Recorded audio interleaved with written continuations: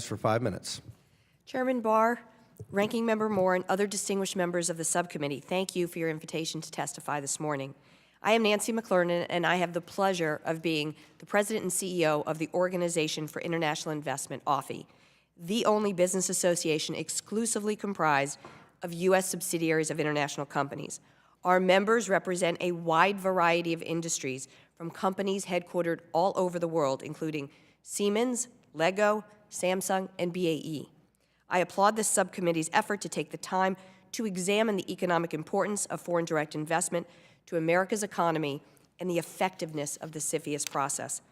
OFI's mission is to ensure the United States remains the most attractive destination for foreign direct investment due to the outsized impact it has on the economy and workforce. 6.8 million workers in the United States take home a paycheck from an international company, including 20% of the U.S. manufacturing workforce, offering 24% higher compensation than the economy-wide average. And somewhat counterintuitively, international companies manufacture in the U.S.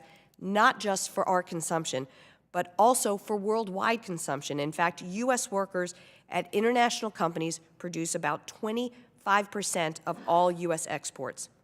International companies are also tied to their communities.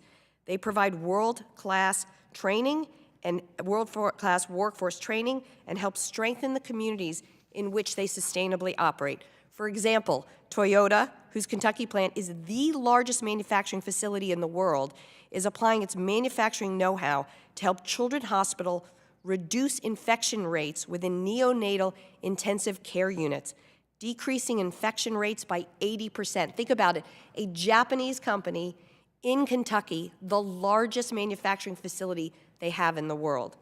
Historically, the vast majority of FDI flows into the United States through mergers and acquisitions, in line with other advanced economies. And the vast majority of that cross-border investment flows into industries totally unrelated to national security. For example, L'Oreal's successes has been achieved by their strategic acquisitions here. They have expanded their footprint in the United States to include research, manufacturing, and distribution facilities across 13 states. In fact, I recently had the opportunity to go out to a facility in Little Rock, Arkansas, that was the result of an acquisition of a Maybelline facility. Now that facility is the largest cosmetic manufacturing facility in the world. In Little Rock, Arkansas, a French company manufacturing for consumers all around the world. Indeed, examples like L'Oreal demonstrate that when global companies acquire or merge with U.S. companies, they often raise the industry's economic performance, become reliable commercial and industrial anchors, making large capital investments, and reinvesting U.S. earnings into their operations here. Without cross-border M&A, our economy would not receive the full benefits that international companies provide. A critical factor in the attraction of the U.S. to foreign investors is our country's commitment to the rule of law and the stability of the regulatory environment. FINSA, as was mentioned earlier, the result of extensive deliberations in Congress, laid the foundation for success. Importantly, during 2008, Congress engaged in an equally thoughtful process to implement FINSA. The resulting regulations carefully captured the balance that Congress sought, providing helpful guidance on the kind of transactions that are within the purview of CFIUS and the wide range of factors relevant to national security assessments.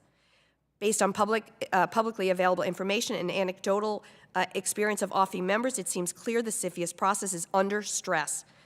There appears to be more investigations and mitigation agreements, withdrawals of cases, and lengthening period for resolution. Our members report that although CFIUS staff members continue to impress with their long hours and attention to unique circumstances, resource constraints are straining CFIUS's ability to handle its current workload. Such delays increase the risk to foreign-owned bidders in an M&A auction process, potentially forcing them to pay a premium. But let me underscore that the international business community supports the efforts of CFIUS to ensure America remains safe, and we are in full agreement national security should be paramount. Yet I caution that CFIUS should not be viewed as a panacea to address all the concerns that have been raised. The government has a wide variety of tools at its disposal. Ensuring fairness, predictability, and efficiency in national security reviews must remain the tenets of the CFIUS process.